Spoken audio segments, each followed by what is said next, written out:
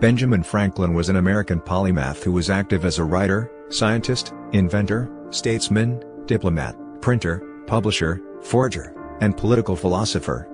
Among the leading intellectuals of his time, Franklin was one of the founding fathers of the United States, a drafter and signer of the United States Declaration of Independence, and the first United States Postmaster General. As a scientist, he was a major figure in the American Enlightenment and the history of physics for his studies of electricity, and for charting and naming the Gulf Stream current. As an inventor, he is known for the lightning rod, bifocals, and the Franklin stove, among others. He founded many civic organizations, including the Library Company, Philadelphia's first fire department, and the University of Pennsylvania. Franklin earned the title of the first American for his early and indefatigable campaigning for colonial unity, and as an author and spokesman in London for several colonies. As the first United States ambassador to France, he exemplified the emerging American nation. Franklin was foundational in defining the American ethos as a marriage of the practical values of thrift, hard work, education, community spirit, self-governing institutions, and opposition to authoritarianism, both political and religious, with the scientific and tolerant values of the Enlightenment. In the words of historian Henry Steele Commager, in Franklin could be merged the virtues of Puritanism without its defects, the illumination of the Enlightenment without its heat. Franklin has been called the most accomplished American of his age, and the most influential in inventing the type of society America would become. Franklin became a successful newspaper editor and printer in Philadelphia, the leading city in the colonies, publishing the Pennsylvania Gazette at age 23. He became wealthy publishing this, and Poor Richard's Almanac, which he wrote under the pseudonym Richard Saunders. After 1767, he was associated with the Pennsylvania Chronicle, a newspaper that was known for its revolutionary sentiments and criticisms of the policies of the British Parliament and the Crown.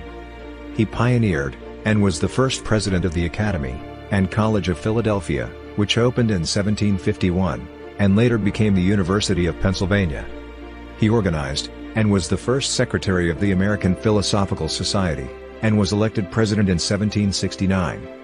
Franklin became a national hero in America as an agent for several colonies when he spearheaded an effort in London to have the Parliament of Great Britain repeal the unpopular Stamp Act. An accomplished diplomat, he was widely admired among the French as American minister to Paris, and was a major figure in the development of positive Franco-American relations. His efforts proved vital for the American Revolution in securing French aid. He was promoted to Deputy Postmaster General for the British colonies on August 10, 1753, having been Philadelphia Postmaster for many years, and this enabled him to set up the first national communications network. He was active in community affairs, and colonial, and state politics, as well as national and international affairs. From 1785 to 1788, he served as governor of Pennsylvania. He initially owned and dealt in slaves, but by the late 1750s, he began arguing against slavery, became an abolitionist, and promoted education and the integration of African Americans into U.S. society. His life and legacy of scientific and political achievement, and his status as one of America's most influential founding fathers, have seen Franklin honored more than 2 centuries after his death on the $100 bill, warships, and the names of many towns, counties, educational institutions, and corporations, as well as numerous cultural references, and with a portrait in the Oval Office. Over his lifetime, Franklin wrote or received more than 30,000 letters and other documents, which since the 1950s have been collected in the Papers of Benjamin Franklin, published by the American Philosophical Society and Yale University. Benjamin Franklin's father, Josiah Franklin, was a tallow chandler, soaper, and candlemaker. Josiah Franklin was born at Ecton, Northamptonshire, England, on December 23, 1657, the son of Thomas Franklin, a blacksmith and farmer, and his wife, Jane White. Benjamin's father and all 4 of his grandparents were born in England. Josiah Franklin had a total of 17 children with his 2 wives. He married his first wife and child in about 1677 in Ecton, and emigrated with her to Boston in 1683. They had 3 children before emigration, and 4 after. Following her death, Josiah married Abia Folger on July 9, 1689, in the Old South Meeting House by Reverend Samuel Willard, and had 10 children with her. Benjamin, their 8th child, was Josiah Franklin's 15th child overall, and his 10th and final son. Benjamin Franklin's mother, Abia, was born in Nantucket, Massachusetts Bay Colony, on August 15, 1667, to Peter Folger, a miller and schoolteacher, and his wife, Mary Morrell Folger, a former indentured servant. Mary Folger came from a Puritan family that was among the first pilgrims to flee to Massachusetts for religious freedom, sailing for Boston in 1635 after King Charles I of England had begun persecuting Puritans. Her father Peter was the sort of rebel destined to transform colonial America. As clerk of the court, he was jailed for disobeying the local magistrate in defense of middle-class shopkeepers and artisans in conflict with wealthy landowners. Franklin was born on Milk Street in Boston, Massachusetts on January 17, 1706, Note 1, and baptized at Old South Meeting House. As a child growing up along the Charles River, Franklin recalled that he was generally the leader among the boys. Franklin's father wanted him to attend school with the clergy but only had enough money to send him to school for 2 years. He attended Boston Latin School but did not graduate. He continued his education through voracious reading. Although his parents talked of the church as a career for Franklin, his schooling ended when he was 10. He worked for his father for a time, and at 12 he became an apprentice to his brother James, a printer, who taught him the printing trade. When Benjamin was 15, James founded the New England Courant, which was one of the first American newspapers. When denied the chance to write a letter to the paper for publication, Franklin adopted the pseudonym of Silence Dogood, a middle-aged widow. Mrs. Dogood's letters were published, and became a subject of conversation around town. Neither James nor the Courant's readers were aware of the ruse, and James was unhappy with Benjamin when he discovered the popular correspondent was his younger brother. Franklin was an advocate of free speech from an early age. When his brother was jailed for 3 weeks in 1722 for publishing material unflattering to the governor, young Franklin took over the newspaper, and had Mrs. Dogood, quoting Cato's letters, proclaim, "Without freedom of thought there can be no such thing as wisdom, and no such thing as public liberty without freedom of speech." Franklin left his apprenticeship without his brother's permission, and in so doing became a fugitive. At age 17, Franklin ran away to Philadelphia, seeking a new start in a new city. When he first arrived, he worked in several printer shops around town, but he was not satisfied by the immediate prospects. After a few months, while working in a printing house, Pennsylvania Governor Sir William Keith convinced him to go to London, ostensibly to acquire the equipment necessary for establishing another newspaper in Philadelphia. Discovering that Keith's promises of backing a newspaper were empty, he worked as a typesetter in a printer's shop in what is now the Church of St. Bartholomew the Great in the Smithfield area of London. Following this, he returned to Philadelphia in 1726 with the help of Thomas Stenham, a merchant who employed him as a clerk, shopkeeper, and bookkeeper in his business. In 1727, at age 21, Franklin formed the Junto, a group of like-minded aspiring artisans and tradesmen who hoped to improve themselves while they improved their community. The Junto was a discussion group for issues of the day. It subsequently gave rise to many organizations in Philadelphia. The Junto was modeled after English coffee houses that Franklin knew well, and which had become the center of the spread of Enlightenment ideas in Britain. Reading was a great pastime of the Junto, but books were rare and expensive. The members created a library initially assembled from their own books after Franklin wrote, "A proposition was made by me that since our books were often referred to in our disquisitions upon the inquiries, it might be convenient for us to have them all together where we met, that upon occasion they might be consulted, and by thus clubbing our books to a common library, we should, while we look to keep them together, have each of us the advantage of using the books of all the other members, which would be nearly as beneficial as if each owned the whole." This did not suffice, however. Franklin conceived the idea of a subscription library, which would pool the funds of the members to buy books for all to read. This was the birth of the Library Company of Philadelphia. Its charter was composed by him in 1731. In 1732, he hired the first American librarian, Louis Timothy. The Library Company is now a great scholarly and research library. Upon Denham's death, Franklin returned to his former trade. In 1728, he set up a printing house in partnership with Hugh Meredith. The following year he became the publisher of a newspaper called the Pennsylvania Gazette. The Gazette gave Franklin a forum for agitation about a variety of local reforms and initiatives through printed essays and observations. Over time, his commentary and his adroit cultivation of a positive image as an industrious and intellectual young man earned him a great deal of social respect. But even after he achieved fame as a scientist and statesman, he habitually signed his letters with the unpretentious B. Franklin, printer. In 1732, he published the first German-language newspaper in America, Die Philadelphische Zeitung, although it failed after only 1 year because 4 other newly founded German papers quickly dominated the newspaper market. Franklin also printed Moravian religious books in German. He often visited Bethlehem, Pennsylvania, staying at the Moravian Sun Inn. In a 1751 pamphlet on demographic growth and its implications for the 13 colonies, he called the Pennsylvania Germans Palatine Boers who could never acquire the complexion of Anglo-American settlers, and referred to blacks and tawnies as weakening the social structure of the colonies. Although he apparently reconsidered shortly thereafter, and the phrases were omitted from all later printings of the pamphlet, his views may have played a role in his political defeat in 1764. According to Ralph Frosca, Franklin promoted the printing press as a device to instruct colonial Americans in moral virtue. Frosca argues he saw this as a service to God, because he understood moral virtue in terms of actions, thus, doing good provides a service to God. Despite his own moral lapses, Franklin saw himself as uniquely qualified to instruct Americans in morality.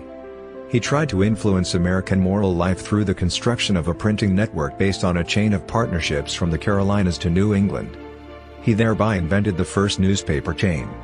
It was more than a business venture, for like many publishers he believed that the press had a public service duty. When he established himself in Philadelphia, shortly before 1730, the town boasted 2 wretched little news sheets, Andrew Bradford's The American Weekly Mercury, and Samuel Keimer's Universal Instructor in All Arts and Sciences, and Pennsylvania Gazette. This instruction in all arts and sciences consisted of weekly extracts from Chambers's Universal Dictionary. Franklin quickly did away with all of this when he took over the Instructor, and made it the Pennsylvania Gazette. The Gazette soon became his characteristic organ, which he freely used for satire, for the play of his wit, even for sheer excess of mischief or of fun. From the first, he had a way of adapting his models to his own uses. The series of essays called The Busybody, which he wrote for Bradford's American Mercury in 1729, followed the general Addisonian form, already modified to suit homelier conditions. The thrifty Patience, in her busy little shop, complaining of the useless visitors who waste her valuable time, is related to the women who address Mr. Spectator. The busybody himself is a true censor morum, as Isaac Bickerstaff had been in the Tatler. And a number of the fictitious characters, Redentius, Eugenius, Cato, and Critico, represent traditional 18th century classicism. Even this Franklin could use for contemporary satire, since Critico, the sober philosopher, is evidently a portrait of his rival, Samuel Keimer. Franklin had mixed success in his plan to establish an intercolonial network of newspapers that would produce a profit for him, and disseminate virtue. Over the years he sponsored 24 printers in Pennsylvania, South Carolina, New York, Connecticut, and even the Caribbean. By 1753, 8 of the 15 English-language newspapers in the colonies were published by him or his partners. He began in Charleston, South Carolina, in 1731. After his second editor died, the widow Elizabeth Timothy took over, and made it a success.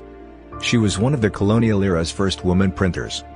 For 3 decades Franklin maintained a close business relationship with her, and her son Peter Timothy, who took over the South Carolina Gazette in 1746. The Gazette was impartial in political debates, while creating the opportunity for public debate, which encouraged others to challenge authority. Timothy avoided blandness and crude bias, and after 1765 increasingly took a patriotic stand in the growing crisis with Great Britain. However, Franklin's Connecticut Gazette, 1755-68, proved unsuccessful. As the Revolution approached, political strife slowly tore his network apart. In 1730 or 1731, Franklin was initiated into the local Masonic Lodge. He became a Grand Master in 1734, indicating his rapid rise to prominence in Pennsylvania. The same year, he edited and published the first Masonic book in the Americas, a reprint of James Anderson's Constitutions of the Freemasons. He was the secretary of St. John's Lodge in Philadelphia from 1735 to 1738. Franklin remained a Freemason for the rest of his life. At age 17 in 1723, Franklin proposed to 15-year-old Deborah Reed while a boarder in the Reed home. At that time, Deborah's mother was wary of allowing her young daughter to marry Franklin, who was on his way to London at Governor Keith's request, and also because of his financial instability. Her own husband had recently died, and she declined Franklin's request to marry her daughter. While Franklin was in London, his trip was extended, and there were problems with the governor's promises of support. Perhaps because of the circumstances of this delay, Deborah married a man named John Rogers. This proved to be a regrettable decision. Rogers shortly avoided his debts and prosecution by fleeing to Barbados with her dowry, leaving her behind. Rogers's fate was unknown, and because of bigamy laws, Deborah was not free to remarry.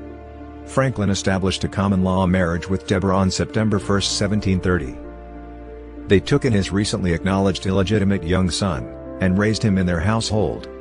They had 2 children together. Their son, Francis Folger Franklin, was born in October 1732, and died of smallpox in 1736. Their daughter, Sarah Sally Franklin, was born in 1743, and eventually married Richard Bache. Deborah's fear of the sea meant that she never accompanied Franklin on any of his extended trips to Europe. Another possible reason why they spent much time apart is that he may have blamed her for possibly preventing their son Francis from being inoculated against the disease that subsequently killed him. Deborah wrote to him in November 1769, saying she was ill due to dissatisfied distress from his prolonged absence, but he did not return until his business was done. Deborah Reed Franklin died of a stroke on December 14, 1774, while Franklin was on an extended mission to Great Britain. He returned in 1775. In 1730, 24-year-old Franklin publicly acknowledged his illegitimate son William, and raised him in his household. William was born on February 22, 1730, but his mother's identity is unknown. He was educated in Philadelphia, and beginning at about age 30 studied law in London in the early 1760s. William himself fathered an illegitimate son, William Temple Franklin, born on the same day and month, February 22, 1760. The boy's mother was never identified, and he was placed in foster care. In 1762, the elder William Franklin married Elizabeth Downs, daughter of a planter from Barbados, in London. In 1763, he was appointed as the last royal governor of New Jersey. A loyalist to the king, William Franklin saw his relations with Father Benjamin eventually break down over their differences about the American Revolutionary War, as Benjamin Franklin could never accept William's position. Deposed in 1776 by the revolutionary government of New Jersey, William was placed under house arrest at his home in Perth Amboy for 6 months. After the Declaration of Independence, he was formally taken into custody by order of the Provincial Congress of New Jersey, an entity which he refused to recognize, regarding it as an illegal assembly. He was incarcerated in Connecticut for 2 years, in Wallingford and Middletown, and, after being caught surreptitiously engaging Americans into supporting the Loyalist cause, was held in solitary confinement at Litchfield for 8 months. When finally released in a prisoner exchange in 1778, he moved to New York City, which was occupied by the British at the time. While in New York City, he became leader of the Board of Associated Loyalists, a quasi-military organization chartered by King George III, and headquartered in New York City. They initiated guerrilla forays into New Jersey, southern Connecticut, and New York counties north of the city. When British troops evacuated from New York, William Franklin left with them, and sailed to England. He settled in London, never to return to North America. In the preliminary peace talks in 1782 with Britain, Benjamin Franklin insisted that Loyalists who had borne arms against the United States would be excluded from this plea, that they be given a general pardon. He was undoubtedly thinking of William Franklin. In 1733, Franklin began to publish the noted Poor Richard's Almanac, with content both original and borrowed, under the pseudonym Richard Saunders, on which much of his popular reputation is based. He frequently wrote under pseudonyms. He had developed a distinct, signature style that was plain, pragmatic, and had a sly, soft but self-deprecating tone with declarative sentences. Although it was no secret that he was the author, his Richard Saunders character repeatedly denied it. Poor Richard's proverbs, adages from this almanac, such as "a penny saved is twopence dear," often misquoted as "a penny saved is a penny earned," and "fish and visitors stink in 3 days," remain common quotations in the modern world. Wisdom in folk society meant the ability to provide an apt adage for any occasion, and his readers became well prepared. He sold about 10,000 copies per year. It became an institution. In 1741, Franklin began publishing the General magazine, and historical chronicle for all the British plantations in America. He used the heraldic badge of the Prince of Wales as the cover illustration. In 1758, the year he ceased writing for the almanac, he printed Father Abraham's Sermon, also known as The Way to Wealth. Franklin's autobiography, begun in 1771 but published after his death, has become one of the classics of the genre. He wrote a letter, Advice to a Friend on Choosing a Mistress, dated June 25, 1745, in which he gives advice to a young man about channeling sexual urges. Due to its licentious nature, it was not published in collections of his papers during the 19th century.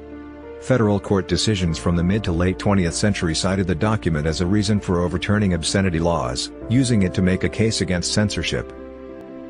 In 1736, Franklin created the Union Fire Company, one of the first volunteer firefighting companies in America. In the same year, he printed a new currency for New Jersey based on innovative anti-counterfeiting techniques he had devised. Throughout his career, he was an advocate for paper money, publishing A Modest Inquiry into the Nature and Necessity of a Paper Currency in 1729, and his printer printed money. He was influential in the more restrained, and thus successful monetary experiments in the Middle Colonies, which stopped deflation without causing excessive inflation. In 1766, he made a case for paper money to the British House of Commons. As he matured, Franklin began to concern himself more with public affairs. In 1743, he first devised a scheme for the Academy, Charity School, and College of Philadelphia. However, the person he had in mind to run the Academy, Reverend Richard Peters, refused, and Franklin put his ideas away until 1749 when he printed his own pamphlet, Proposals Relating to the Education of Youth in Pennsylvania. He was appointed president of the Academy on November 13, 1749, the Academy, and the Charity School opened in 1751. In 1743, he founded the American Philosophical Society to help scientific men discuss their discoveries and theories. He began the electrical research that, along with other scientific inquiries, would occupy him for the rest of his life, in between bouts of politics and money-making. During King George's War, Franklin raised a militia called the Association for General Defense because the legislators of the city had decided to take no action to defend Philadelphia either by erecting fortifications or building ships of war. He raised money to create earthwork defenses, and buy artillery. The largest of these was the Association Battery or Grand Battery of 50 guns. In 1747, Franklin, already a very wealthy man, retired from printing, and went into other businesses. He formed a partnership with his foreman, David Hall, which provided Franklin with half of the shop's profits for 18 years. This lucrative business arrangement provided leisure time for study, and in a few years he had made many new discoveries. Franklin became involved in Philadelphia politics, and rapidly progressed. In October 1748, he was selected as a councilman. In June 1749, he became a justice of the peace for Philadelphia, and in 1751, he was elected to the Pennsylvania Assembly. On August 10, 1753, he was appointed Deputy Postmaster General of British North America. His most notable service in domestic politics was his reform of the postal system, with mail sent out every week. In 1751, Franklin and Thomas Bond obtained a charter from the Pennsylvania legislature to establish a hospital. Pennsylvania Hospital was the first hospital in the colonies. In 1752, Franklin organized the Philadelphia Contributionship, the colony's first homeowners insurance company. Between 1750 and 1753, the educational triumvirate of Franklin, Samuel Johnson of Stratford, Connecticut, and schoolteacher William Smith built on Franklin's initial scheme, and created what Bishop James Madison, president of the College of William and Mary, called a new model plan or style of American college. Franklin solicited, printed in 1752, and promoted an American textbook of moral philosophy by Samuel Johnson, titled Elementa Philosophica, to be taught in the new colleges. In June 1753, Johnson, Franklin, and Smith met in Stratford. They decided the new model college would focus on the professions, with classes taught in English instead of Latin, have subject matter experts as professors instead of one tutor leading a class for 4 years, and there would be no religious test for admission. Johnson went on to found King's College, now Columbia University, in New York City in 1754, while Franklin hired Smith as provost of the College of Philadelphia, which opened in 1755. At its first commencement, on May 17, 1757, 7 men graduated, 6 with a Bachelor of Arts, and 1 with a Master of Arts. It was later merged with the University of the State of Pennsylvania to become the University of Pennsylvania. The college was to become influential in guiding the founding documents of the United States. In the Continental Congress, for example, over one-third of the college-affiliated men who contributed to the Declaration of Independence between September 4, 1774, and July 4, 1776, were affiliated with the college. In 1754, he headed the Pennsylvania delegation to the Albany Congress. This meeting of several colonies had been requested by the Board of Trade in England to improve relations with the Indians, and defense against the French. Franklin proposed a broad plan of union for the colonies. While the plan was not adopted, elements of it found their way into the Articles of Confederation, and the Constitution. In 1753, both Harvard and Yale awarded him honorary Master of Arts degrees. In 1756, he received an honorary Master of Arts degree from the College of William and Mary. Later in 1756, Franklin organized the Pennsylvania Militia. He used Hung Tavern as a gathering place to recruit a regiment of soldiers to go into battle against the Native American uprisings that beset the American colonies. Well known as a printer and publisher, Franklin was appointed Postmaster of Philadelphia in 1737, holding the office until 1753, when he and publisher William Hunter were named Deputy Postmasters General of British North America, the first to hold the office. Joint appointments were standard at the time. For political reasons, he was responsible for the British colonies from Pennsylvania north and east, as far as the island of Newfoundland. A post office for local and outgoing mail had been established in Halifax, Nova Scotia, by local stationer Benjamin Lee, on April 23, 1754, but service was irregular. Franklin opened the first post office to offer regular, monthly mail in Halifax on December 9, 1755. Meantime, Hunter became postal administrator in Williamsburg, Virginia, and oversaw areas south of Annapolis, Maryland. Franklin reorganized the service's accounting system, and improved speed of delivery between Philadelphia, New York, and Boston. By 1761, efficiencies led to the first profits for the colonial post office. When the lands of New France were ceded to the British under the Treaty of Paris in 1763, the British province of Quebec was created among them, and Franklin saw mail service expanded between Montreal, Trois-Rivières, Quebec City, and New York. For the greater part of his appointment, he lived in England, from 1757 to 1762, and again from 1764 to 1774. About three-quarters of his term. Eventually, his sympathies for the rebel cause in the American Revolution led to his dismissal on January 31, 1774. On July 26, 1775, the Second Continental Congress established the United States Post Office, and named Franklin as the first United States Postmaster General. He had been a postmaster for decades, and was a natural choice for the position. He had just returned from England, and was appointed chairman of a committee of investigation to establish a postal system. The report of the committee, providing for the appointment of a Postmaster General for the 13 American colonies, was considered by the Continental Congress on July 25 and 26. On July 26, 1775, Franklin was appointed Postmaster General, the first appointed under the Continental Congress. His apprentice, William Goddard, felt that his ideas were mostly responsible for shaping the postal system, and that the appointment should have gone to him, but he graciously conceded it to Franklin, 36 years his senior. Franklin, however, appointed Goddard as surveyor of the posts, issued him a sign pass, and directed him to investigate and inspect the various post offices and mail routes as he saw fit. The newly established postal system became the United States Post Office, a system that continues to operate today. From the mid-1750s to the mid-1770s, Franklin spent much of his time in London.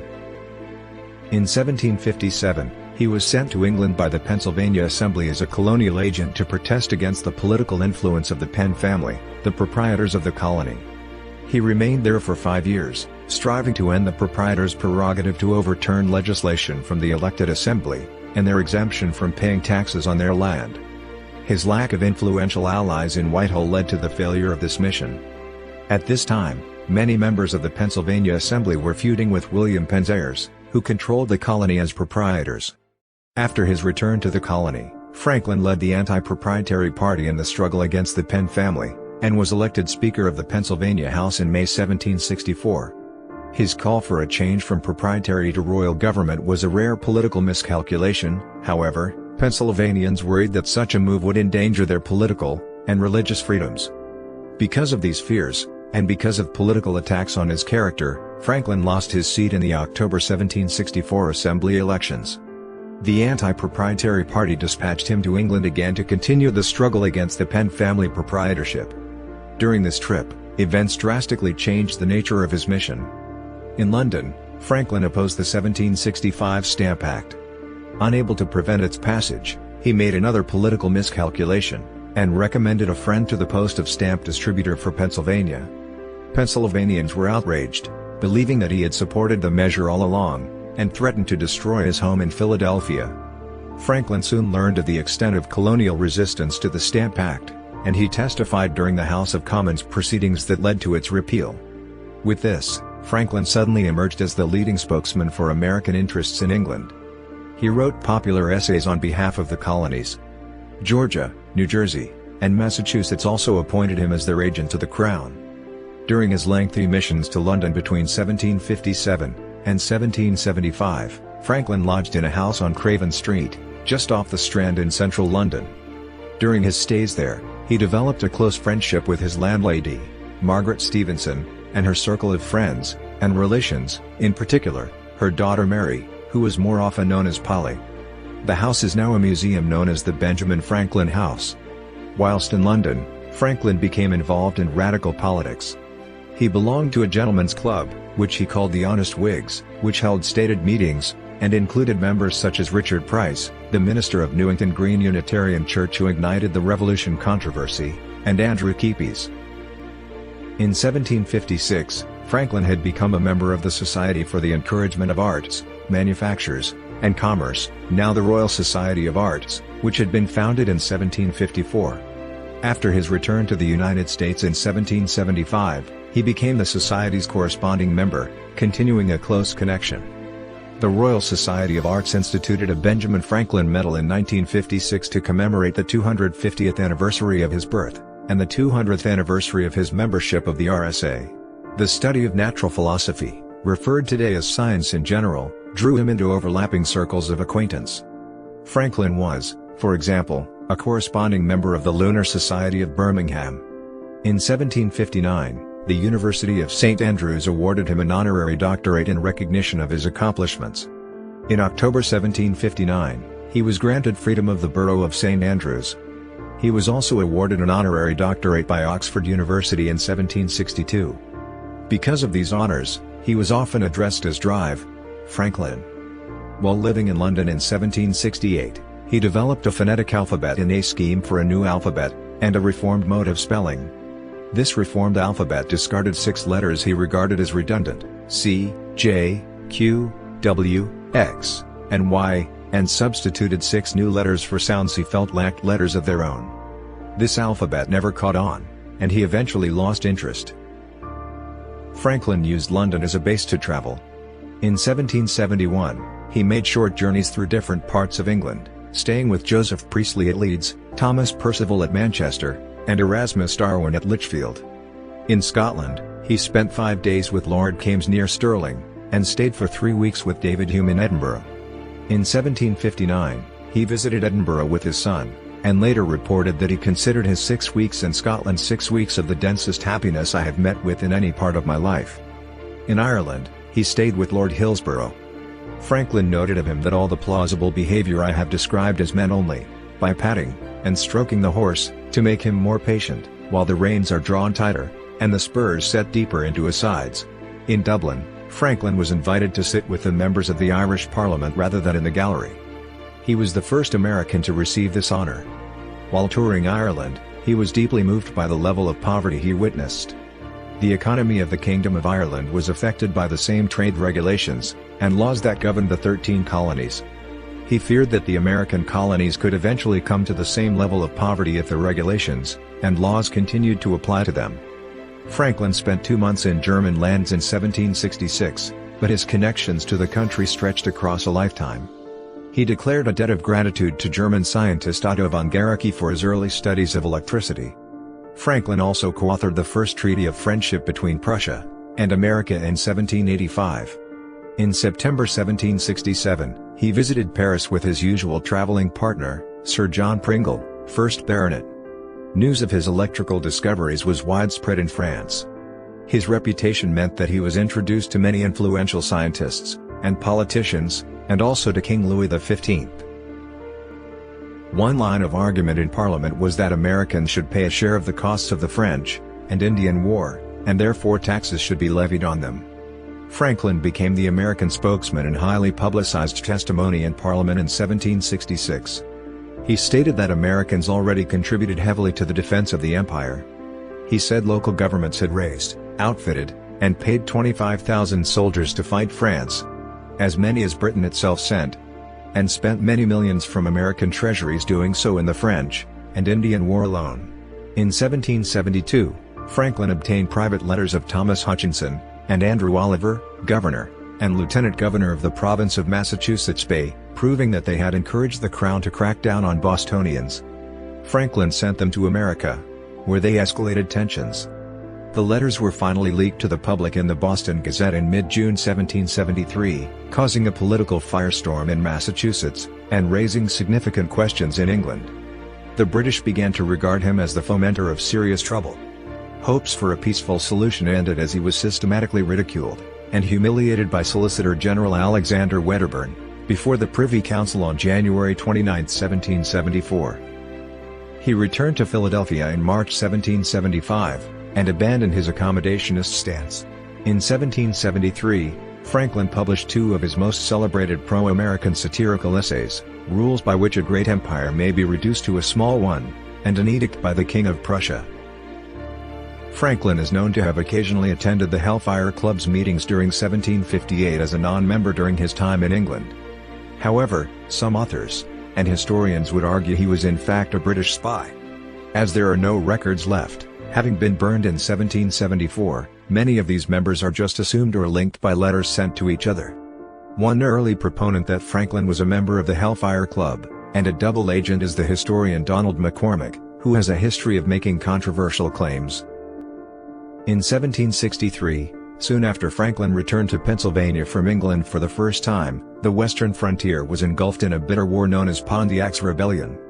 The Paxton Boys, a group of settlers convinced that the Pennsylvania government was not doing enough to protect them from American Indian raids, murdered a group of peaceful Susquehannock Indians, and marched on Philadelphia. Franklin helped to organize a local militia to defend the capital against the mob. He met with the Paxton leaders, and persuaded them to disperse. Franklin wrote a scathing attack against the racial prejudice of the Paxton Boys. "If an Indian injures me," he asked, "does it follow that I may revenge that injury on all Indians?" He provided an early response to British surveillance through his own network of counter-surveillance and manipulation. He waged a public relations campaign, secured secret aid, played a role in privateering expeditions, and churned out effective and inflammatory propaganda. By the time Franklin arrived in Philadelphia on May 5, 1775, after his second mission to Great Britain, the American Revolution had begun. With skirmishes breaking out between colonials and British at Lexington and Concord. The New England militia had forced the main British army to remain inside Boston. The Pennsylvania Assembly unanimously chose Franklin as their delegate to the Second Continental Congress. In June 1776, he was appointed a member of the Committee of Five that drafted the Declaration of Independence. Although he was temporarily disabled by gout, and unable to attend most meetings of the committee, he made several small but important changes to the draft sent to him by Thomas Jefferson.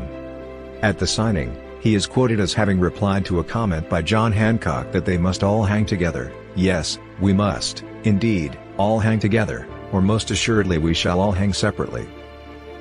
On October 26, 1776, Franklin was dispatched to France as Commissioner for the United States. He took with him as secretary his 16-year-old grandson, William Temple Franklin. They lived in a home in the Parisian suburb of Passy, donated by Jacques Donatien Lerey de Chamoine, who supported the United States. Franklin remained in France until 1785. He conducted the affairs of his country toward the French nation with great success, which included securing a critical military alliance in 1778, and signing the 1783 Treaty of Paris. Among his associates in France was Honoré Gabriel Riquetti, Comte de Mirabeau, a French revolutionary writer, orator, and statesman who in 1791 was elected President of the National Assembly. In July 1784, Franklin met with Mirabeau, and contributed anonymous materials that the Frenchman used in his first signed work, Considerations sur l'ordre de Cincinnatus. The publication was critical of the Society of the Cincinnati, established in the United States. Franklin and Mirabeau thought of it as a noble order, inconsistent with the egalitarian ideals of the new republic. During his stay in France, he was active as a Freemason, serving as Venerable Master of the Lodge Les Neuf Soeurs from 1779 until 1781. In 1784, when Franz Mesmer began to publicize his theory of animal magnetism, which was considered offensive by many, Louis XVI appointed a commission to investigate it. These included the chemist Antoine Lavoisier, the physician Joseph Ignace Guillotin, the astronomer Jean-Sylvain Bailly, and Franklin. In doing so, the committee concluded, through blind trials, that mesmerism only seemed to work when the subjects expected it, which discredited mesmerism, and became the first major demonstration of the placebo effect, which was described at that time as imagination. In 1781, he was elected a Fellow of the American Academy of Arts and Sciences. Franklin's advocacy for religious tolerance in France contributed to arguments made by French philosophers and politicians that resulted in Louis XVI's signing of the Edict of Versailles in November 1787. This edict effectively nullified the Edict of Fontainebleau, which had denied non-Catholics civil status and the right to openly practice their faith. Franklin also served as American minister to Sweden, although he never visited that country. He negotiated a treaty that was signed in April 1783. On August 27, 1783, in Paris, he witnessed the world's first hydrogen balloon flight. Le Globe, created by Professor Jacques Charles and Le Frère Robert, was watched by a vast crowd as it rose from the Champ de Mars, now the site of the Eiffel Tower. Franklin became so enthusiastic that he subscribed financially to the next project to build a manned hydrogen balloon. On December 1, 1783, Franklin was seated in the special enclosure for honored guests when La Charlière took off from the Jardin des Tuileries, piloted by Charles and Nicolas Louis Robert. When he returned home in 1785, Franklin occupied a position second only to that of George Washington as the champion of American independence. He returned from France with an unexplained shortage of £100,000 in congressional funds. In response to a question from a member of Congress about this, Franklin, quoting the Bible, quipped, "Muzzle not the ox that treateth out his master's grain." The missing funds were never again mentioned in Congress. Leray honored him with a commission portrait painted by Joseph Duplessis, which now hangs in the National Portrait Gallery of the Smithsonian Institution in Washington, D.C. After his return, Franklin became an abolitionist and freed his 2 slaves. He eventually became president of the Pennsylvania Abolition Society. Special balloting conducted October 18, 1785, unanimously elected him the 6th President of the Supreme Executive Council of Pennsylvania, replacing John Dickinson. The office was practically that of the governor. He held that office for slightly over 3 years, longer than any other, and served the constitutional limit of 3 full terms. Shortly after his initial election, he was re-elected to a full term on October 29, 1785, and again in the fall of 1786, and on October 31, 1787. In that capacity, he served as host to the Constitutional Convention of 1787 in Philadelphia. He also served as a delegate to the convention. It was primarily an honorary position, and he seldom engaged in debate. Franklin suffered from obesity throughout his middle-aged and later years, which resulted in multiple health problems, particularly gout, which worsened as he aged. In poor health during the signing of the U.S. Constitution in 1787, he was rarely seen in public from then until his death. Benjamin Franklin died from pleuritic attack at his home in Philadelphia on April 17, 1790. He was aged 84 at the time of his death. His last words were reportedly, "A dying man can do nothing easy," to his daughter after she suggested that he change position in bed and lie on his side so he could breathe more easily. Franklin's death is described in the book The Life of Benjamin Franklin, quoting from the account of John Jones.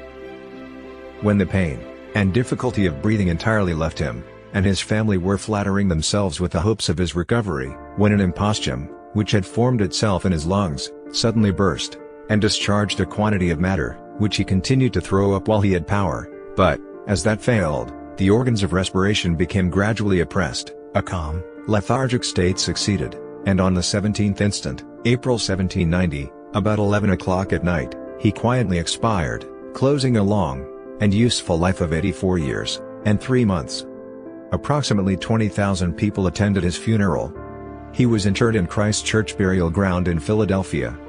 Upon learning of his death, the Constitutional Assembly in revolutionary France entered into a state of mourning for a period of 3 days, and memorial services were conducted in honor of Franklin throughout the country.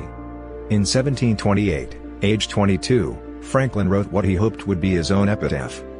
The body of B. Franklin printer, like the cover of an old book, its contents torn out, and stripped of its lettering and gilding, lies here, food for worms. But the work shall not be wholly lost, for it will, as he believed, appear once more, in a new and more perfect edition, corrected and amended by the author. Franklin's actual grave, however, as he specified in his final will, simply reads Benjamin and Deborah Franklin. Franklin was a prodigious inventor. Among his many creations were the lightning rod, Franklin's stove, bifocal glasses, and the flexible urinary catheter. He never patented his inventions. In his autobiography he wrote, "As we enjoy great advantages from the inventions of others, we should be glad of an opportunity to serve others by any invention of ours, and this we should do freely and generously." Franklin started exploring the phenomenon of electricity in 1746 when he saw some of Archibald Spencer's lectures using static electricity for illustrations. He proposed that vitreous and resinous electricity were not different types of electrical fluid, as electricity was called then, but the same fluid under different pressures. The same proposal was made independently that same year by William Watson. He was the first to label them as positive and negative respectively, and he was the first to discover the principle of conservation of charge. In 1748, he constructed a multiple plate capacitor that he called an electrical battery, not a true battery like Volta's pile, by placing 11 panes of glass sandwiched between lead plates, suspended with silk cords, and connected by wires. In pursuit of more pragmatic uses for electricity, remarking in spring 1749 that he felt chagrined a little that his experiments had heretofore resulted in nothing in this way of use to mankind, he planned a practical demonstration. He proposed a dinner party where a turkey was to be killed via electric shock, and roasted on an electrical spit. After having prepared several turkeys this way, he noted that the birds killed in this manner eat uncommonly tender. Franklin recounted that in the process of one of these experiments, he was shocked by a pair of Leyden jars, resulting in numbness in his arms that persisted for one evening, noting, "I am ashamed to have been guilty of so notorious a blunder." Franklin briefly investigated electrotherapy, including the use of the electric bath. This work led to the field becoming widely known. In recognition of his work with electricity, he received the Royal Society's Copley Medal in 1753, and in 1756, he became one of the few 18th-century Americans elected a Fellow of the Society.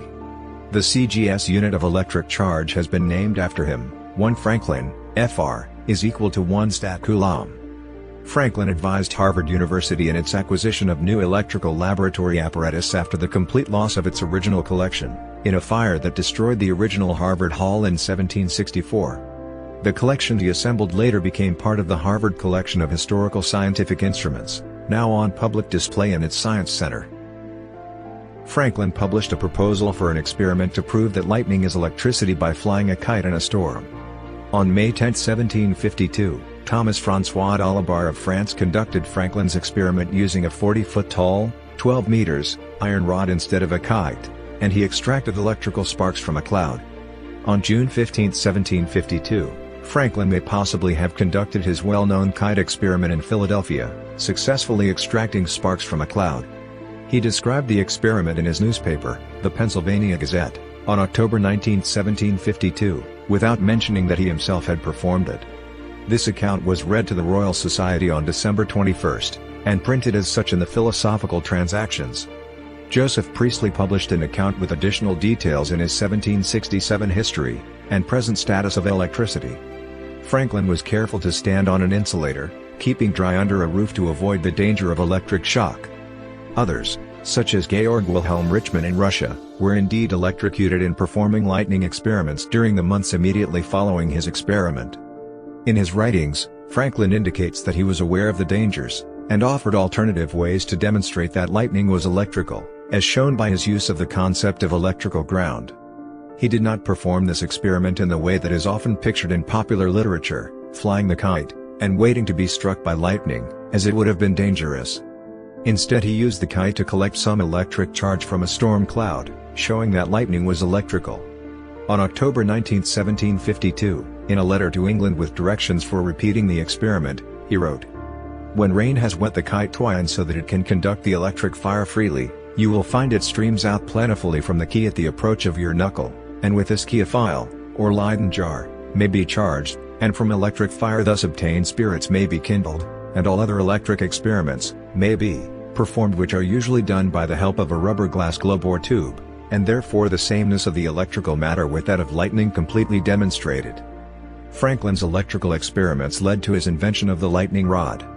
He said that conductors with a sharp rather than a smooth point could discharge silently, and at a far greater distance.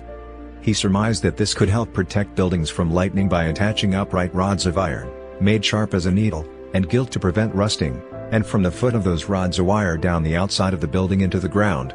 Would not these pointed rods probably draw the electrical fire silently out of a cloud before it came nigh enough to strike, and thereby secure us from that most sudden and terrible mischief? Following a series of experiments on Franklin's own house, lightning rods were installed on the Academy of Philadelphia, later the University of Pennsylvania, and the Pennsylvania State House, later Independence Hall, in 1752. Franklin had a major influence on the emerging science of demography or population studies. In the 1730s and 1740s, he began taking notes on population growth, finding that the American population had the fastest growth rate on Earth. Emphasizing that population growth depended on food supplies, he emphasized the abundance of food and available farmland in America. He calculated that America's population was doubling every 20 years, and would surpass that of England in a century. In 1751, he drafted observations concerning the increase of mankind, peopling of countries, etc. 4 years later, it was anonymously printed in Boston, and was quickly reproduced in Britain, where it influenced the economist Adam Smith, and later the demographer Thomas Malthus, who credited Franklin for discovering a rule of population growth. Franklin's predictions how British mercantilism was unsustainable alarmed British leaders who did not want to be surpassed by the colonies, so they became more willing to impose restrictions on the colonial economy. Common, 1990, and Drake, 2011, say Franklin's observations concerning the increase of mankind, 1755, stands alongside Ezra Stiles' Discourse on Christian Union, 1760, as the leading works of 18th-century Anglo-American demography. Drake credits Franklin's wide readership and prophetic insight. Franklin was also a pioneer in the study of slave demography, as shown in his 1755 essay. In his capacity as a farmer, he wrote at least one critique about the negative consequences of price controls, trade restrictions, and subsidy of the poor. This is succinctly preserved in his letter to the London Chronicle published November 29, 1766, titled On the Price of Corn, and Management of the Poor. As deputy postmaster, Franklin became interested in North Atlantic Ocean circulation patterns. While in England in 1768, he heard a complaint from the Colonial Board of Customs. Why did it take British packet ships carrying mail several weeks longer to reach New York than it took an average merchant ship to reach Newport, Rhode Island? The merchantmen had a longer and more complex voyage because they left from London, while the packets left from Falmouth and Cornwall. Franklin put the question to his cousin Timothy Folger, a Nantucket whaler captain, who told him that merchant ships routinely avoided a strong eastbound mid-ocean current. The mail packet captain sailed dead into it, thus fighting an adverse current of 3 miles per hour, 5 kilometers per hour. Franklin worked with Folger and other experienced ship captains, learning enough to chart the current and name it the Gulf Stream, by which it is still known today. Franklin published his Gulf Stream chart in 1770 in England, where it was ignored. Subsequent versions were printed in France in 1778, and the US, in 1786. The British original edition of the chart had been so thoroughly ignored that everyone assumed it was lost forever until Phil Richardson, a Woods Hole oceanographer and Gulf Stream expert, discovered it in the Bibliothèque Nationale in Paris in 1980. This find received front-page coverage in the New York Times. It took many years for British sea captains to adopt Franklin's advice on navigating the current. Once they did, they were able to trim 2 weeks from their sailing time. In 1853, the oceanographer and cartographer Matthew Fontaine Maury noted that while Franklin charted, and codified the Gulf Stream, he did not discover it.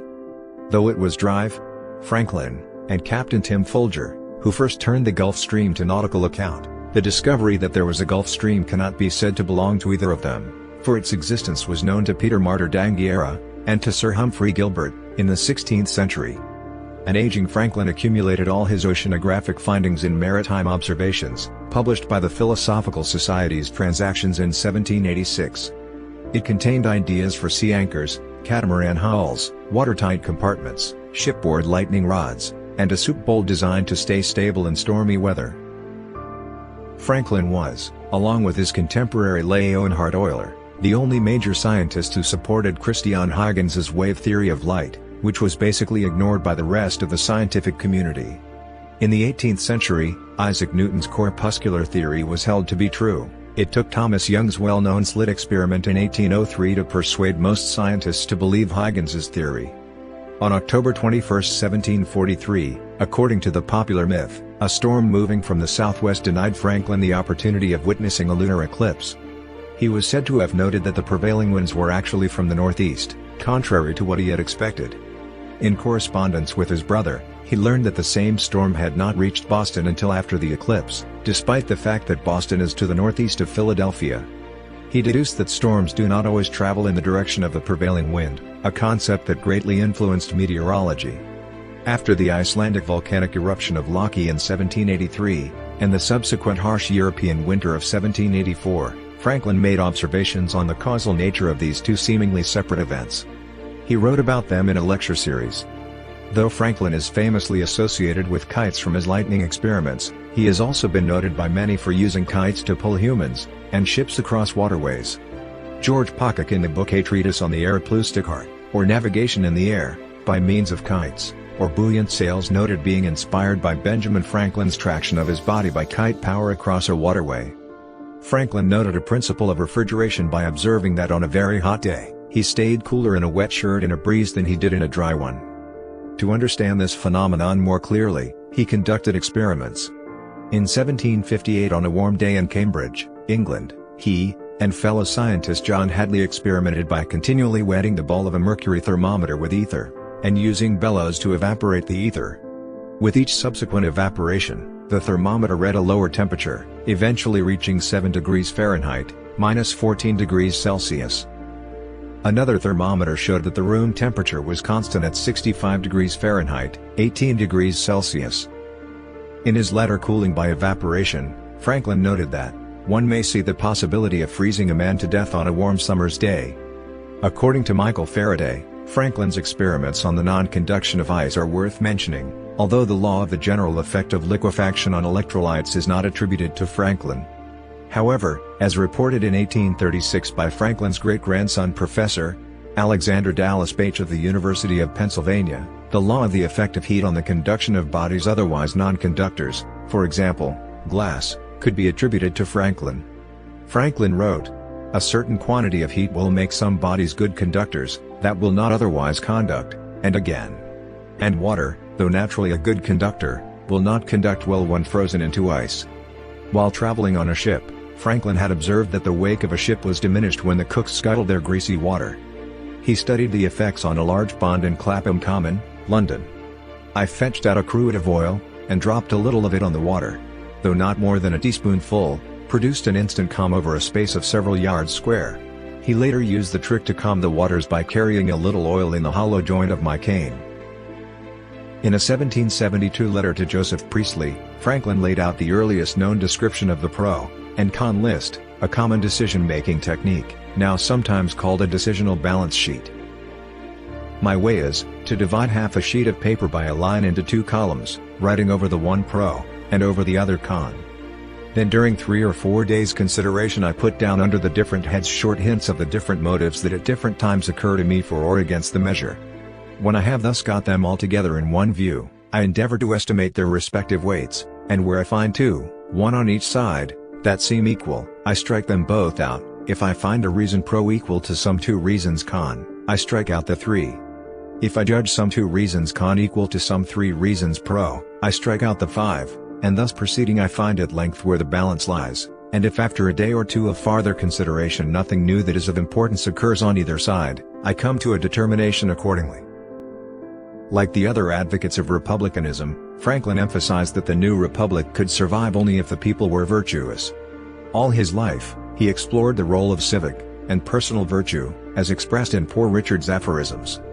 He felt that organized religion was necessary to keep men good to their fellow men, but rarely attended religious services himself. When he met Voltaire in Paris, and asked his fellow member of the Enlightenment vanguard to bless his grandson, Voltaire said in English, "God and liberty," and added, "This is the only appropriate benediction for the grandson of Monsieur Franklin." Franklin's parents were both pious Puritans. The family attended the Old South Church, the most liberal Puritan congregation in Boston, where Benjamin Franklin was baptized in 1706. Franklin's father, a poor chandler, owned a copy of a book, Bonifacius, Essays to Do Good, by the Puritan preacher and family friend Cotton Mather, which Franklin often cited as a key influence on his life. "If I have been," Franklin wrote to Cotton Mather's son 70 years later, "a useful citizen, the public owes the advantage of it to that book."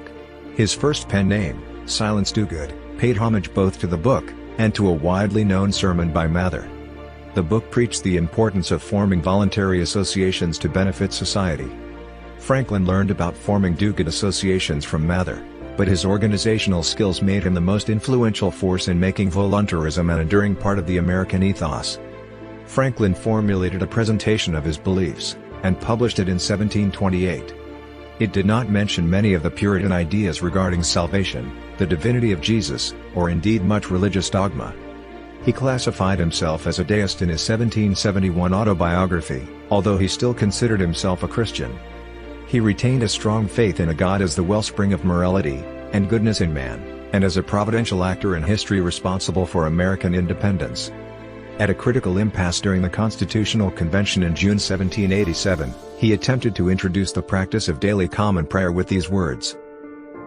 "In the beginning of the contest with G. Britain, when we were sensible of danger, we had daily prayer in this room for the divine protection. Our prayers, sir, were heard, and they were graciously answered. All of us who were engaged in the struggle must have observed frequent instances of a superintending providence in our favor. And have we now forgotten that powerful friend? Or do we imagine that we no longer need his assistance? I have lived, sir, a long time, and the longer I live, the more convincing proofs I see of this truth. That God governs in the affairs of men. And if a sparrow cannot fall to the ground without his notice, is it probable that an empire can rise without his aid? We have been assured, sir, in the sacred writings that except the Lord build they labor in vain that build it. I firmly believe this, and I also believe that without his concurring aid we shall succeed in this political building no better than the builders of Babel. I therefore beg leave to move that henceforth prayers imploring the assistance of heaven, and its blessings on our deliberations, be held in this assembly every morning before we proceed to business, and that one or more of the clergy of this city be requested to officiate in that service." The motion met with resistance, and was never brought to a vote. Franklin was an enthusiastic supporter of the evangelical minister George Whitefield during the First Great Awakening. He did not himself subscribe to Whitefield's theology, but he admired Whitefield for exhorting people to worship God through good works. He published all of Whitefield's sermons and journals, thereby earning a lot of money and boosting the Great Awakening. When he stopped attending church, Franklin wrote in his autobiography, "Sunday being my studying day, I never was without some religious principles. I never doubted, for instance, the existence of the deity, that he made the world, and governed it by his providence, that the most acceptable service of God was the doing good to man, that our souls are immortal, and that all crime will be punished, and virtue rewarded, either here or hereafter." Franklin retained a lifelong commitment to the Puritan virtues and political values he had grown up with, and through his civic work and publishing, he succeeded in passing these values into the American culture permanently. He had a passion for virtue. These Puritan values included his devotion to egalitarianism, education, industry, thrift, honesty, temperance, charity, and community spirit. The classical authors read in the Enlightenment period taught an abstract ideal of republican government based on hierarchical social orders of king, aristocracy, and commoners. It was widely believed that English liberties relied on their balance of power, but also hierarchical deference to the privileged class. Puritanism, and the epidemic evangelism of the mid-18th century, had created challenges to the traditional notions of social stratification by preaching that the Bible taught all men are equal, that the true value of a man lies in his moral behavior, not his class, and that all men can be saved. Franklin, steeped in Puritanism, and an enthusiastic supporter of the evangelical movement, rejected the salvation dogma but embraced the radical notion of egalitarian democracy.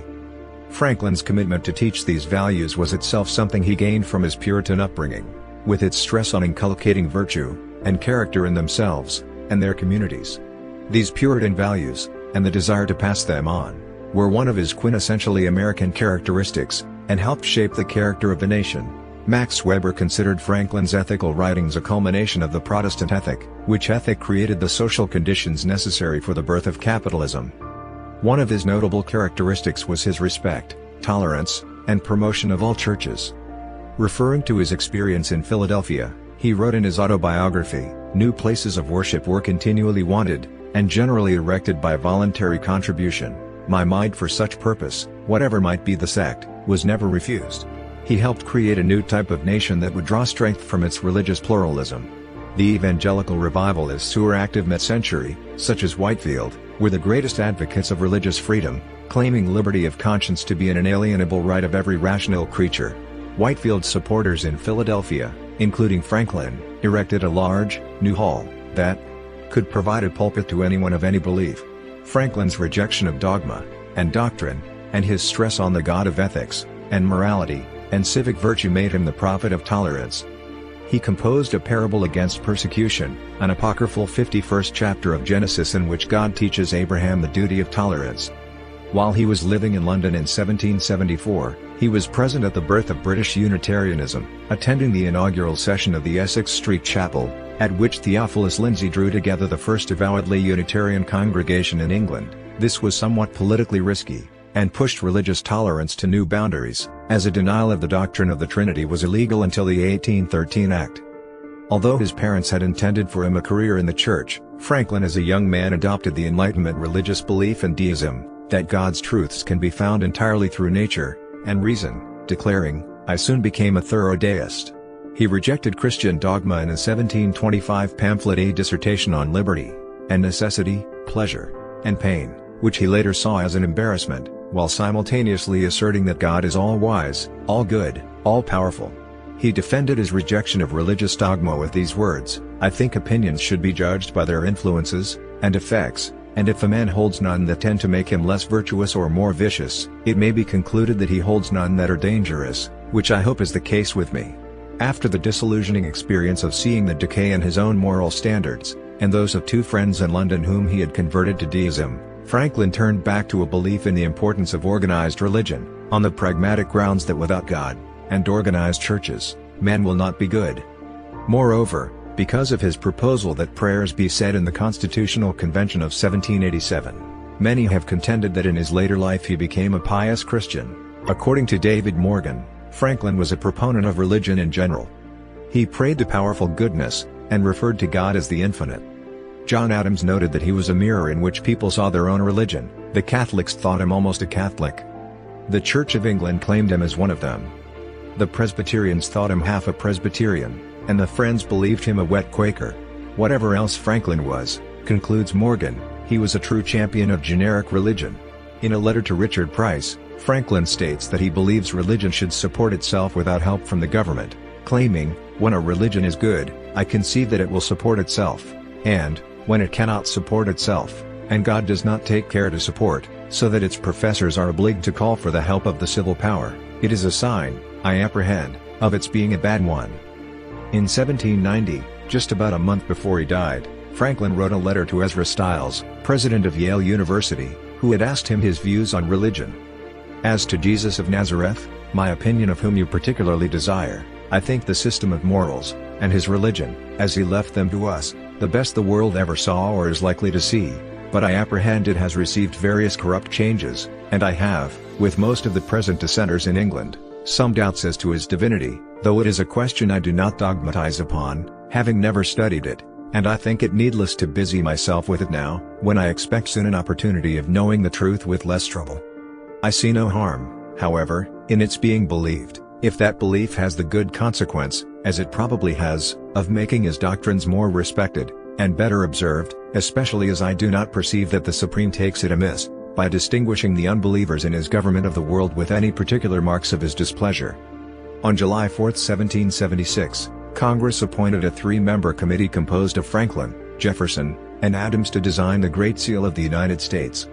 Franklin's proposal, which was not adopted, featured the motto, "Rebellion to tyrants is obedience to God," and a scene from the Book of Exodus, with Moses, the Israelites, the pillar of fire, and George III depicted as Pharaoh.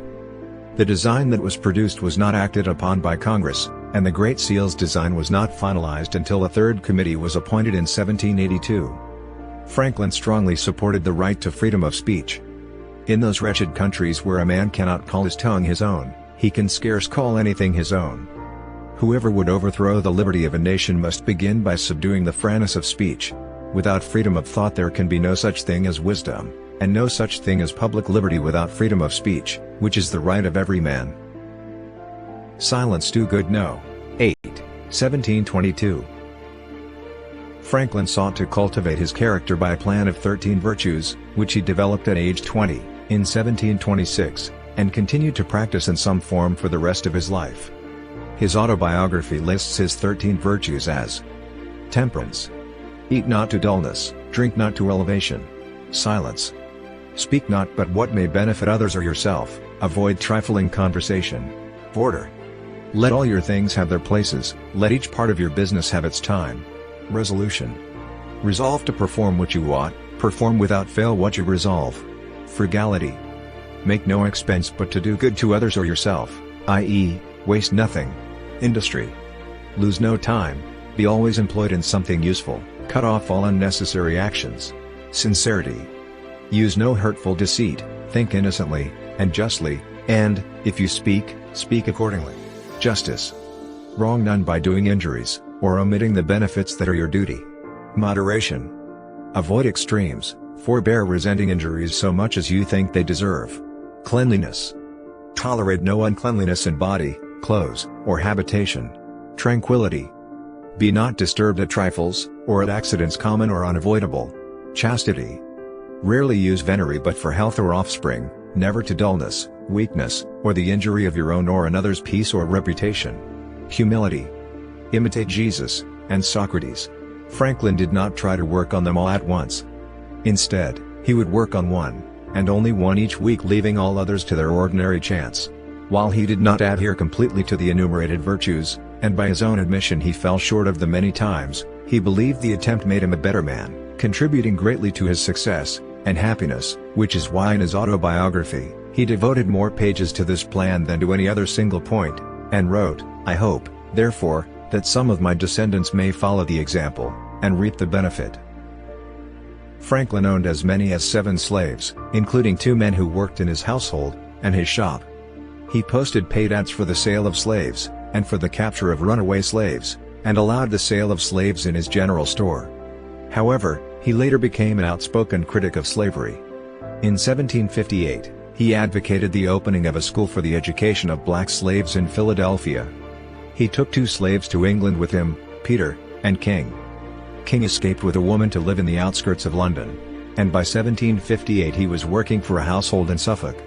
After returning from England in 1762, Franklin became notably more abolitionist in nature, attacking American slavery. In the wake of Somerset v. Stewart, he voiced frustration at British abolitionists. "O pharisaical Britain! To pride thyself in setting free a single slave that happens to land on thy coasts, while thy merchants in all thy ports are encouraged by thy laws to continue a commerce whereby so many hundreds of thousands are dragged into a slavery that can scarce be said to end with their lives, since it is entailed on their posterity." Franklin, however, refused to publicly debate the issue of slavery at the 1787 Constitutional Convention. At the time of the American founding, there were about 500,000 slaves in the United States, mostly in the 5 southernmost states, where they made up 40% of the population. Many of the leading American founders, most notably Thomas Jefferson, George Washington, and James Madison, owned slaves, but many others did not. Benjamin Franklin thought that slavery was an atrocious debasement of human nature, and a source of serious evils. He, and Benjamin Rush founded the Pennsylvania Society for Promoting the Abolition of Slavery in 1774. In 1790, Quakers from New York and Pennsylvania presented their petition for abolition to Congress. Their argument against slavery was backed by the Pennsylvania Abolitionist Society. In his later years, as Congress was forced to deal with the issue of slavery, Franklin wrote several essays that stressed the importance of the abolition of slavery, and of the integration of African Americans into American society. These writings included An Address to the Public, 1789. A Plan for Improving the Condition of the Free Blacks, 1789. Sidi Ahmed Ibrahim on the Slave Trade, 1790. Franklin became a vegetarian when he was a teenager apprenticing at a print shop, after coming upon a book by the early vegetarian advocate Thomas Tryon. In addition, he would have also been familiar with the moral arguments espoused by prominent vegetarian Quakers in colonial Pennsylvania, such as Benjamin Lay and John Woolman. His reasons for vegetarianism were based on health, ethics, and economy. When about 16 years of age, I happened to meet with a book written by one Tryon, recommending a vegetable diet. I determined to go into it. By not eating meat, I presently found that I could save half what my brother paid me. This was an additional fund for buying books, but I had another advantage in it. I made the greater progress from that greater clearness of head, and quicker apprehension which usually attend temperance in eating and drinking. Franklin also declared the consumption of meat to be unprovoked murder. Despite his convictions, he began to eat fish after being tempted by fried cod on a boat sailing from Boston, justifying the eating of animals by observing that the fish's stomach contained other fish. Nonetheless, he recognized the faulty ethics in this argument, and would continue to be a vegetarian on and off. He was excited by tofu, which he learned of from the writings of a Spanish missionary to Southeast Asia, Domingo Fernández Navarrete. Franklin sent a sample of soybeans to prominent American botanist John Bartram, and had previously written to British diplomat and Chinese trade expert James Flint inquiring as to how tofu was made, with their correspondence believed to be the first documented use of the word tofu in the English language. Franklin's second reply to Vindex Patriae, a 1766 letter advocating self-sufficiency and less dependence on England, lists various examples of the bounty of American agricultural products, and does not mention meat. Detailing new American customs, he wrote that, "Hay resolved last spring to eat no more lamb, and not a joint of lamb has since been seen on any of their tables. The sweet little creatures are all alive to this day, with the prettiest fleeces on their backs imaginable." The concept of preventing smallpox by variolation was introduced to colonial America by an African slave named Onesimus via his owner Cotton Mather in the early 18th century, but the procedure was not immediately accepted. James Franklin's newspaper carried articles in 1721 that vigorously denounced the concept. However, by 1736 Benjamin Franklin, by then a prominent Boston citizen, was known as a supporter of the procedure. Therefore, when 4-year-old Frankie died of smallpox, opponents of the procedure circulated rumors that the child had been inoculated, and that this was the cause of his subsequent death. When Franklin became aware of this gossip, he placed a notice in the Pennsylvania Gazette, stating, "I do hereby sincerely declare that he was not inoculated, but received the distemper in the common way of infection. I intended to have my child inoculated. The child had a bad case of flux diarrhea, and his parents had waited for him to get well before having him inoculated." Franklin wrote in his autobiography, "In 1736 I lost one of my sons, a fine boy of 4 years old, by the smallpox, taken in the common way. I long regretted bitterly, and still regret that I had not given it to him by inoculation. This I mention for the sake of parents who omit that operation, on the supposition that they should never forgive themselves if a child died under it, my example showing that the regret may be the same either way, and that, therefore, the safer should be chosen." Franklin is known to have played the violin, the harp, and the guitar. He also composed music, notably a string quartet in early classical style. While he was in London, he developed a much improved version of the glass harmonica, in which the glasses rotate on a shaft, with the player's fingers held steady, instead of the other way around. He worked with the London glassblower Charles James to create it, and instruments based on his mechanical version soon found their way to other parts of Europe. Joseph Haydn, a fan of Franklin's enlightened ideas, had a glass harmonica in his instrument collection. Mozart composed for Franklin's glass harmonica, as did Beethoven. Gaetano Donizetti used the instrument in the accompaniment to Amelia's aria Parce mi di Concore in the tragic opera Il Castello di Kenilworth, 1821, as did Camille Saint-Saëns in his 1886 The Carnival of the Animals.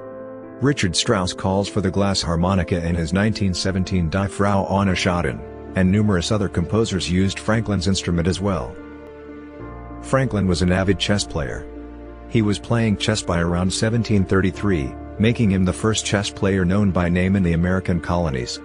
His essay on the morals of chess in Columbian magazine in December 1786 is the second known writing on chess in America.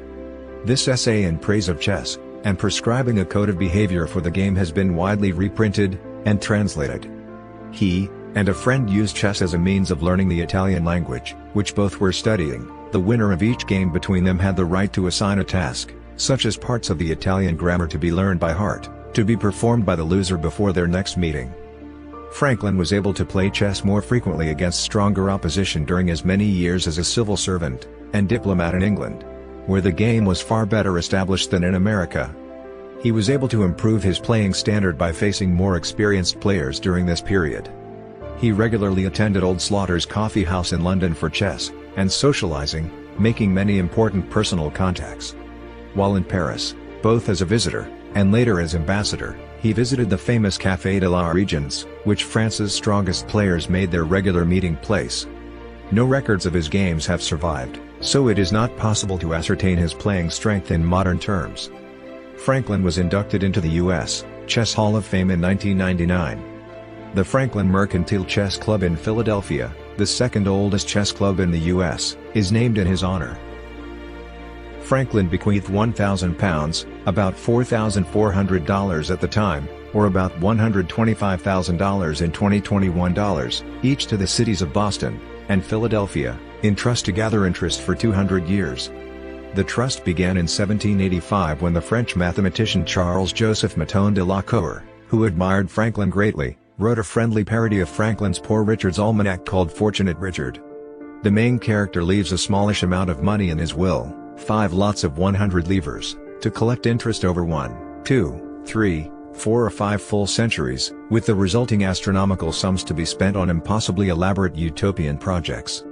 Franklin, who was 79 years old at the time, wrote thanking him for a great idea, and telling him that he had decided to leave a bequest of £1,000 each to his native Boston and his adopted Philadelphia.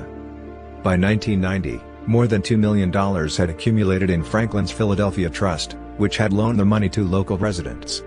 From 1940 to 1990, the money was used mostly for mortgage loans.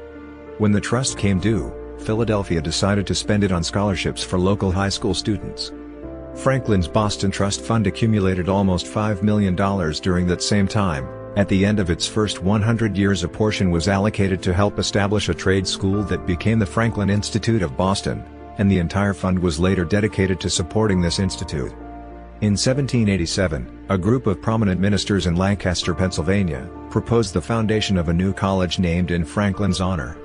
Franklin donated £200 towards the development of Franklin College, now called Franklin and Marshall College. As the only person to have signed the Declaration of Independence in 1776, Treaty of Alliance with France in 1778, Treaty of Paris in 1783, and U.S. Constitution in 1787, Franklin is considered one of the leading founding fathers of the United States. His pervasive influence in the early history of the nation has led to his being jocularly called the only President of the United States who was never President of the United States. Franklin's likeness is ubiquitous. Since 1928, it has adorned American $100 bills. From 1948 to 1963, Franklin's portrait was on the half-dollar. He has appeared on a $50 bill, and on several varieties of the $100 bill from 1914 and 1918. Franklin also appears on the $1,000 Series EE savings bond. On April 12, 1976, as part of a bicentennial celebration, Congress dedicated a 20-foot, 6 meters, tall marble statue in Philadelphia's Franklin Institute as the Benjamin Franklin National Memorial. Many of Franklin's personal possessions are on display at the Institute. In London, his house at 36 Craven Street, which is the only surviving former residence of Franklin, was first marked with a blue plaque, and has since been opened to the public as the Benjamin Franklin House. In 1998, workmen restoring the building dug up the remains of 6 children and 4 adults hidden below the home. A total of 15 bodies have been recovered. The Friends of Benjamin Franklin House, the organization responsible for the restoration, note that the bones were likely placed there by William Hewson, who lived in the house for 2 years, and who had built a small anatomy school at the back of the house. They note that while Franklin likely knew what Hewson was doing, he probably did not participate in any dissections because he was much more of a physicist than a medical man. He has been honored on U.S. postage stamps many times. The image of Franklin, the first Postmaster General of the United States, occurs on the face of U.S. postage more than any other notable American save that of George Washington. He appeared on the first U.S. postage stamp issued in 1847. From 1908 through 1923, the U.S. Post Office issued a series of postage stamps commonly referred to as the Washington-Franklin issues, in which Washington and Franklin were depicted many times over a 14-year period, the longest run of any one series in U.S. postal history. However, he only appears on a few commemorative stamps. Some of the finest portrayals of Franklin on record can be found on the engravings inscribed on the face of U.S. postage.